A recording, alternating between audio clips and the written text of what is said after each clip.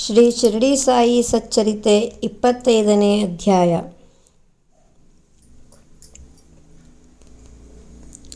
ಆಗ ಬಾಬಾ, ನಿನಗೆ ಇದರಿಂದ ನಷ್ಟವಾಗುತ್ತದೆ ಎಂದರು.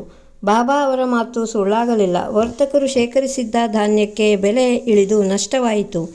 ನಂತರ ಅವರು ಇದ್ದುದರಲ್ಲೇ ಜೀವಿಸತೊಡಗಿದರು. ಗೋವಾದ ಅಧಿಕಾರಿಯೊಬ್ಬರು ಬಾಬಾ ಅವರಿಗೆ 300 ಮಾವಿನ ಹಣ್ಣುಗಳನ್ನು ಕಳುಹಿಸಿದ್ದರು. ಬಾಬಾ ಎಲ್ಲವನ್ನೂ ಭಕ್ತರಿಗೆ ಹಂಚಿ 4 ಮಾತ್ರ ತೆಗೆದು ಗಡಿಗೆಯಲ್ಲಿಟ್ಟರು. ಆ ದಿನ ದಾಮು ಅಣ್ಣ ಮಸೀದಿಗೆ ಬಂದಿದ್ದರು. ಬಾಬಾ ಇದ್ದಕ್ಕಿದ್ದಂತೆ, ಹಣ್ಣು ದಾಮುದು, ಅವನು ಇದನ್ನು ತಿಂದು ಸಾಯಲಿ ಎಂದರು. ದಾಮು ಅವರಿಗೆ ಪುತ್ರ ಸಂತಾನವಿರಲಿಲ್ಲ. ಸಾಯಲಿ ಎಂಬ ಮಾತು ಕೇಳಿ ಅವರಿಗೆ ಭಯವಾಯಿತು. ಅಲ್ಲಿಯೇ ಇದ್ದ ಭಗತ್ ಮಾಳಸಾಪತಿಯವರು, ಸಾವು ಎಂದರೇನು ಗೊತ್ತೇ? ನಾನು ನನ್ನದು ಎಂಬ ಭಾವನೆ ಎಂದರ್ಥ ಎಂದು ಹೇಳಿದರು. ನಂತರ ಬಾಬಾ ಅವರಿಂದ ಹಣ್ಣನ್ನು ಸ್ವೀಕರಿಸಿದ ದಾಮು, ಇದನ್ನು ಚಿಕ್ಕವಳಿಗೆ ಕೊಡಲೇ ದೊಡ್ಡವಳಿಗೆ ಕೊಡಲೇ ಎಂದರು. ಆಗ ಬಾಬಾ, ಚಿಕ್ಕ ಹೆಂಡತಿಗೆ ಇದನ್ನು ಕೊಡು, ಇದರಿಂದ ಅವಳಿಗೆ 4 ಗಂಡು 4 ಹೆಣ್ಣು ಮಕ್ಕಳಾಗುತ್ತವೆ ಎಂದು ಆಶೀರ್ವದಿಸಿದರು. ಹೀಗೆ ಜ್ಯೋತಿಷಿಗಳು ಅವರಿಗೆ ಪುತ್ರ ಸಂತಾನವಿಲ್ಲ ಎಂದು ಹೇಳಿದ ಮಾತು ಸುಳ್ಳಾಯಿತು. ಬಾಬಾ ಅವರ ಮಾತೆ ಮಂತ್ರ ಸದೃಶ. ಅವರ ಮಾತುಗಳು ಎಂದಿಗೂ ಸತ್ಯ. ನನ್ನಲ್ಲಿ ನಂಬಿಕೆ ಇಡಿ. ನಾನು ಇಹಲೋಕವನ್ನು ತ್ಯಜಿಸಿದರೂ ನನ್ನ ಸಮಾಧಿಯ ಎಲುಬುಗಳು ನನ್ನನ್ನು ಧೈರ್ಯ ಭರವಸೆಗಳನ್ನು ನೀಡುತ್ತವೆ. ನನ್ನ ಸಮಾಧಿಯು ನಿಮ್ಮೊಡನೆ ಮಾತನಾಡುತ್ತದೆ. ನಾನು ನಿಮ್ಮನ್ನು ಅಗಲಿದನೆಂದು ತಿಳಿಯಬೇಡಿ. ನನ್ನ ಎಲುಬುಗಳೇ ನಿಮ್ಮನ್ನು ರಕ್ಷಿಸುತ್ತವೆ. ನನ್ನನ್ನು ಸದಾ ನೆನೆಯಿರಿ, ನಂಬಿಕೆ ಇಡಿ. ಇದರಿಂದ ನಿಮಗೆ ಸದಾ ಒಳ್ಳೆಯದೇ ಆಗುತ್ತದೆ. ಹೀಗೆ ಬಾಬಾ ಹಲವು ಬಾರಿ ಆಶ್ವಾಸನೆ ನೀಡಿದರು. ನಾವು ಒಂದೇ ಮನಸ್ಸಿನಿಂದ ಸದ್ಗುರು ಸಮರ್ಥ ಶ್ರೀ ಸಾಯಿನಾಥರನ್ನು ಧ್ಯಾನಿಸೋಣ. ಓ ಸಾಯಿ ಸದ್ಗುರು, ಭಕ್ತರ ಕಲ್ಪತರು, ನಿನ್ನನ್ನು ಎಂದಿಗೂ ಮರೆಯದೇ ಇರುವ ಶಕ್ತಿಯನ್ನು ನಮಗೆ ನೀಡು.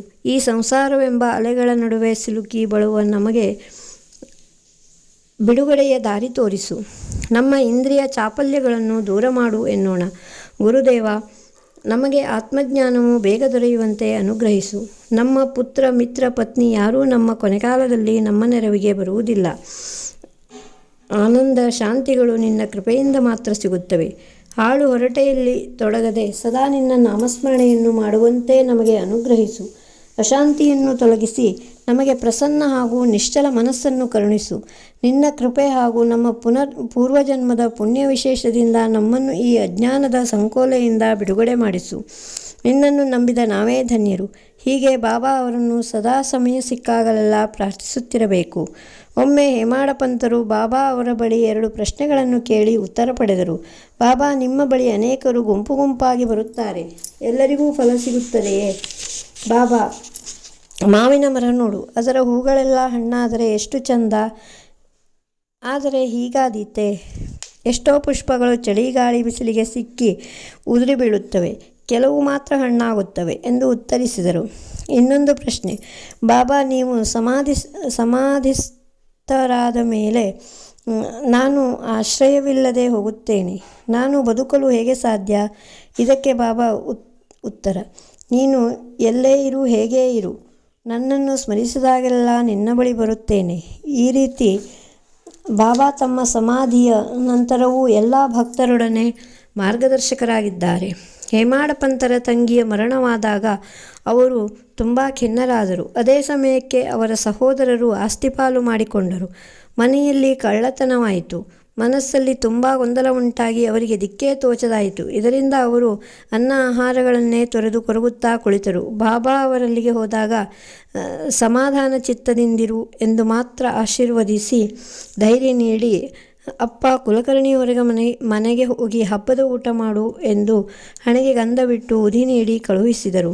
30 ವರ್ಷಗಳಿಗಿಂತಲೂ ಹೆಚ್ಚು ಕಾಲ ಹೇಮಾಡ ಪಂತರ ಆಪ್ತ ಸ್ನೇಹಿತನಾಗಿದ್ದಾತ ಅವರ ಪತ್ನಿಯ ಮೂಗುತಿ ಹಾಗೂ ಆಭರಣಗಳ ಪೆಟ್ಟಿಗೆಯನ್ನು ಕಳವು ಮಾಡಿದ.